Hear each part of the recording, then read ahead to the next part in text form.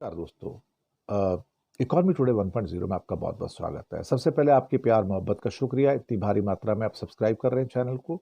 बहुत सारे लोग सब्सक्राइब कर रहे हैं, बहुत सारे लोग अभी भी चैनल देख रहे हैं लेकिन सब्सक्राइब नहीं कर रहे हैं, तो मेरी उनसे विनती है, प्लीज़ प्लीज़ प्लीज़ सब्सक्राइब ज़रूर कीजिएगा। मॉनेटरी कमेटी की मीटिंग थी जिसके अंदर ब्याज दरों में कमी की गई थी, लेकिन उसके मेंबर्स ने जो ऑब्जर्वेशन दी हैं वो चौंकाने वाली हैं और वो रिलीज़ कर दी गई हैं प्रेस के अंदर। क्या कहते हैं? पहली बार एक शब्द यूज़ किया गया है क्योंकि इन्फ्लेशन महंगाई जो है 0% पे है, 0.25%, 0.7%, तो 0% के आसपास महंगाई घूम रही है, यानी कि पिछले साल की अपेक्षा महंगाई है ही नहीं। महंगाई नहीं है तो कहते एक डिमांड डेफिसिट नाम की टर्म यूज़ की गई है कि भारत में डिमांड ड्राई अप हो रही है, यानी कि चीज़ें बिक नहीं रही हैं। आप कहोगे 8% की ग्रोथ आई थी, ग्रोथ वैल्यू पे आई है, यानी कि जो चीज़ पिछले साल 100 रुपए की थी वो इस साल 110 रुपए की बिक रही है, तो उसके ऊपर जो टैक्स कलेक्शन हो रहा है वो भी अनुपातिक तौर पे उसी ढंग से बढ़ जाता है कि पहले 100 रुपए पे टैक्स था, अब 110 रुपए पे टैक्स है।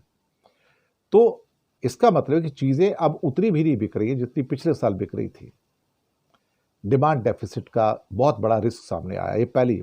दूसरा, डिमांड नहीं है तो ग्रोथ नहीं होगी, ग्रोथ का रिस्क आ गया है। भले 8.2% की ग्रोथ दिखा रहे हैं लेकिन ग्रोथ का रिस्क सामने खड़ा है, इस बात को सबने मान लिया। फिर कहते हैं अगर ग्रोथ रिस्क है और डिमांड डेफिसिट है और सेल नहीं है तो प्रॉफिट मार्जिन कहां से आएंगे कंपनियों के?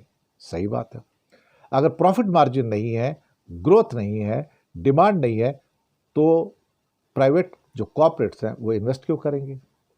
ये तो सर्कल पूरा हो गया। इसका मतलब लैक ऑफ डिमांड है।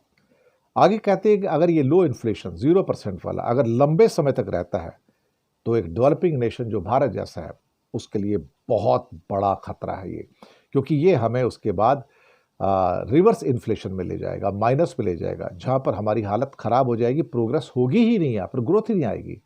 और ग्रोथ के लिए ज़रूरी है कि थोड़ा इन्फ्लेशन होना चाहिए, थोड़ी महंगाई होनी चाहिए। बोलते हैं इसलिए ज़रूरी है कि यहाँ डिमांड स्टिमुलस होना चाहिए, यानी कि कुछ ना कुछ हम ऐसा करें, ब्याज में कटौती करें, लेकिन ब्याज में बहुत ज़्यादा कटौती की तो लोग बैंकों से पैसा निकाल लेंगे, पैसा निकाल लेंगे तो हमारे लिए, सरकार के लिए और उद्योग के लिए पैसा कहाँ से आएगा जो लोन देना है? ये इस पे डिस्कशंस हुए हैं। साथ में कहा कि जो एक्सेप्शनली लो प्राइसेस हैं सारी की सारी, जिसे बताया जा रहा है कि खेती की प्राइसेस, फसलें बहुत कमज़ोर दाम दे रही हैं, अगर वो बहुत ज़्यादा कमज़ोर दाम दे रही हैं तो किसान उन्हें पैदा क्यों करेगा? किसान अभी से उसे घाटे में बेच रहा है, 100 रुपए की लगाता है तो 80 की बेच के आता है, तो उसको 20 रुपए का घाटा हो रहा है इनपुट्स के ऊपर। तो कहेगा मैं पैदा क्यों करूं, मैं उतना ही पैदा करूं जितना मुझे ज़रूरत है। तो रिजर्व बैंक को लगता है कि ये जो कंडीशंस हैं ये देश के लिए घातक हैं और आने वाले जो तिमाहियाँ होंगी वहाँ पे आपको ये थोड़ा सा ये जीडीपी की ग्रोथ कम होती ही नज़र आएगी।